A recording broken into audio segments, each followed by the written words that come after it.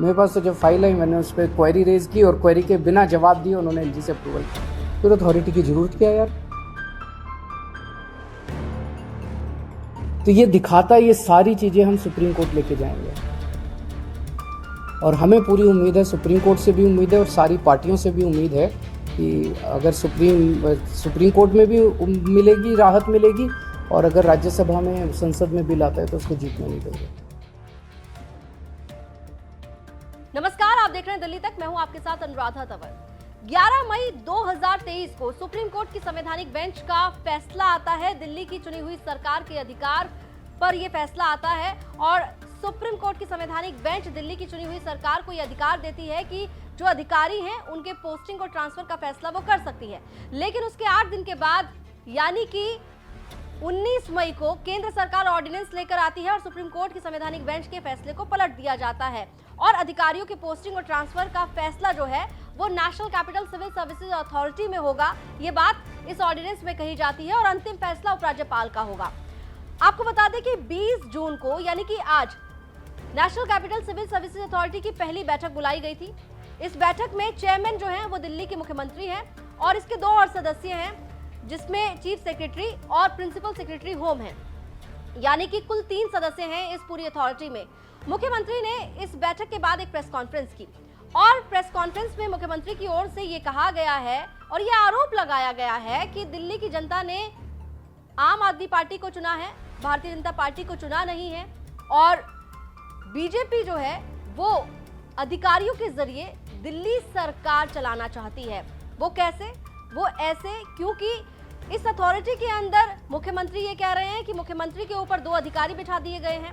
इसके अलावा मुख्यमंत्री ये भी कह रहे हैं कि जो कैबिनेट है उस पर चीफ सेक्रेटरी को बिठा दिया गया है, मंत्रियों के ऊपर सेक्रेटरी को बिठा दिया गया है और जो भी सरकार फैसला लेना चाहती है वो जो सेक्रेटरी हैं, जो अधिकारी हैं, उनकी मंजूरी के बिना नहीं हो सकता है और ऐसे में जो दिल्ली की सरकार का कामकाज है वो प्रभावित होगा। इसके अलावा उन्होंने कहा कि जो national capital civil services authority का गठन किया गया है इसमें मामला डिस्कस हुए बिना ही अधिकारी और एलजी आपस में ही तय कर ले रहे हैं, फैसला कर रहे हैं। उन्होंने कहा कि 15 दिन पहले उनके पास एक फाइल आई थी जिसमें एक अधिकारी के ऊपर एक्शन लेना था, लेकिन मुख्यमंत्री ने उस फाइल पर अपनी तरफ से कुछ क्लैरिफिकेशंस मांगी थी और उन क्लैरिफिकेशंस का जवाब नहीं दिया गया और दोनों सदस्यों ने, जो national capital civil services authority के जो सदस्य हैं जिसमें चीफ सेक्रेटरी और प्रिंसिपल सेक्रेटरी होम है, उन दोनों ने आपसी सहमति से उपराज्यपाल के पास वो फाइल भेजी और ये कहा कि दोनों सदस्य सहमत हैं और फिर उपराज्यपाल ने उस अधिकारी को सस्पेंड कर दिया। अब मुख्यमंत्री ये कह रहे हैं कि इस पूरे मामले को लेकर भी वो सुप्रीम कोर्ट जाएंगे और सुप्रीम कोर्ट में उपराज्यपाल और केंद्र सरकार के खिलाफ वो अपनी अर्जी लगाएंगे। भारतीय जनता पार्टी ने ऐसा षड्यंत्र रचा है कि अब अफसर जो है वो चुनी हुई सरकार के ऊपर होंगे। क्यों? क्योंकि उन अफसरों के ऊपर केंद्र सरकार का कंट्रोल है। केंद्र सरकार उन अफसरों को कंट्रोल करती है, किसी को भी ट्रांसफर कर सकती है, किसी को सस्पेंड कर सकती है। कि अफसरों के ऊपर केंद्र सरकार का कंट्रोल है और अफसर जो है वो मंत्रियों के ऊपर बैठेंगे। तो जैसे किसी भी डिपार्टमेंट में मंत्री जो है वो अगर कोई आदेश देगा तो अफसर डिसाइड करेगा कि आदेश सही है कि गलत है। अगर अफसर को लगता है कि आदेश सही नहीं है, अगर वो, तो ये बहाना मार के कि वो अफसर आदेश सही नहीं है, वो अफसर आदेश मानने से इनकार कर सकता है। सरकार कैसे चलेगी ऐसे? हम मान लो कहते हैं कि 2 स्कूल बनाने, अफसर कहते हैं नहीं इस दिल्ली में स्कूलों की जरूरत नहीं है। अगर अफसर लिख दे फाइल पे दिल्ली में स्कूलों की जरूरत नहीं है तो स्कूल नहीं बनेंगे। हम मान लो कहते हैं कि मोहल्ला क्लिनिक 100 और बनने चाहिए। चुनी हुई सरकार कहती है, हम तो जनता में घूमते हैं, हम कहते हैं भाई जनता मांग रही है इस इलाके में करोल बाग में एक मोहल्ला क्लिनिक बनाओ। अफसर कहता है नहीं करोल बाग में मोहल्ला क्लिनिक की जरूरत नहीं है, बस फिर मोहल्ला क्लिनिक नहीं बनेगा। हम कहते हैं यहाँ पे पानी गंदा आ रहा है, अफसर लिख देता है पानी ठीक आ रहा है, पानी ठीक आ रहा है, फिर अफसर ने लिख दिया पानी ठीक आ रहा है। फिर हम कहते हैं यहाँ पे गंदगी बहुत ज्यादा हो गई है, अफसर कहता है नहीं गंदगी नहीं है, सही है, तो बस फिर सही है।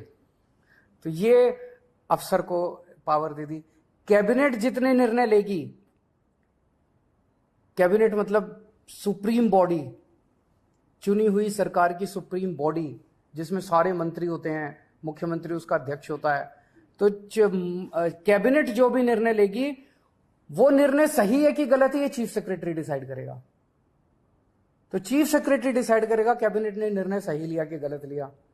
और फिर वो एलजी को रिकमेंड करेगा, एलजी उस पे कैबिनेट के किसी भी निर्णय को पलट सकता है। ये तो संविधान में भी नहीं दे रखा कि एलजी किसी भी निर्णय को पलट सकता है। इन्होंने नया एक संविधान बदल दिया और ये अथॉरिटी बनाई है कि अथॉरिटी के अंदर मुख्यमंत्री बैठेगा, मुख्यमंत्री के सर पे 2 अफसर बैठेंगे। तो ये एक बहुत बड़ा षड्यंत्र है। अथॉरिटी की जो मीटिंग है, अथॉरिटी कितना फ्यूटाइल एक्सरसाइज है, इससे आप समझ सकते हो। ये पहली मीटिंग हुई, इसके पहले एक फाइल आई मेरे पास 15 दिन पहले, लास्ट वीक ऑफ मई में। उस फाइल में वो एक ऑफिसर को सस्पेंड करना चाहते थे। उसको फाइल को पढ़ने के बाद मेरी 3-4 क्वेरीज थी, क्लैरिफिकेशंस थे। तो मैंने फाइल पे लिखा कि ये 3-4 मेरे क्लैरिफिकेशंस हैं और इनका जवाब दिया जाए। उसके बाद मैं बताऊंगा कि मीटिंग किस दिन होगी, कितने बजे होगी और कहां होगी। वो 3 या 4 क्लैरिफिकेशंस क्वेश्चंस मैंने लिख के फाइल पे भेजे। वो फाइल मेरे पास फिर वापस नहीं आई, वो फाइल सीधे एलजी के पास चली गई और उस फाइल पे लिखा गया कि अथॉरिटी के 3 मेंबर में से 2 मेंबर्स की सहमति हो गई है, 1 मेंबर की सहमति नहीं है, इसीलिए इसको अप्रूव कर। तो वो तो हमेशा ही उन दोनों की सहमति है, वो तो दोनों केंद्र सरकार के ऑफिसर्स हैं और मैं ही उसमें अकेला हूं। तो मतलब मैं अगर कोई उस मीटिंग के अंदर क्वेरी भी करता हूं, क्लैरिफिकेशन भी मांगता हूं, तो मेरी क्लैरिफिकेशन के जवाब भी देने की जरूरत नहीं है। तो वो एलजी साहब के पास उन्होंने फाइल भेजी, एलजी साहब ने लिख दिया कि ऑफिसर को सस्पेंड कर दिया जाए, ऑफिसर को सस्पेंड कर दिया गया। मेरे पास ना ऊपर जाते टाइम फाइल आई, ना नीचे जाते टाइम फाइल आई। मेरे पास तो जब फाइल आई मैंने उस पर क्वेरी रेज की और क्वेरी के बिना जवाब दिए उन्होंने एलजी से अप्रूवल। फिर अथॉरिटी की जरूरत क्या यार? तो ये दिखाता, ये सारी चीजें हम सुप्रीम कोर्ट लेके जाएंगे और हमें पूरी उम्मीद है, सुप्रीम कोर्ट से भी उम्मीद है और सारी पार्टियों से भी उम्मीद है कि अगर सुप्रीम कोर्ट में भी मिलेगी, राहत मिलेगी और अगर राज्यसभा में, संसद में बिल आता है तो उसको जीतने नहीं देंगे। केंद्र के अध्यादेश के आने के बाद लगातार दिल्ली में शक्तियों को लेकर खींचतान चल रही है। एक तरफ दिल्ली की सरकार और उपराज्यपाल के बीच खींचतान नजर आती है तो दूसरी तरफ अब मामला गर्मा गया है दिल्ली की सरकार और अधिकारियों के बीच शक्तियों को लेकर। और सीधे तौर पर मुख्यमंत्री ये कह रहे हैं कि अब अधिकारियों के पास सरकार से ज्यादा शक्तियां आ गई हैं, ऐसे में सरकार कैसे काम करेगी। और साथ ही साथ मुख्यमंत्री अरविंद केजरीवाल इस सब के पीछे भारतीय जनता पार्टी को जिम्मेदार ठहरा रही है। दिल्ली में लगातार पावर गेम ऑन है और एक तरीके से देखा जाए तो इस सब के बीच में परेशान दिल्ली की जनता हो रही है। आपके क्या थॉट्स हैं, आप क्या सोचते हैं दिल्ली के अंदर जो इस वक्त सियासी बवाल मचा हुआ है उसको लेकर कमेंट्स करके बताइएगा। दिल्ली से जुड़ी तमाम खबरों के लिए आप देखते रहिए दिल्ली तक।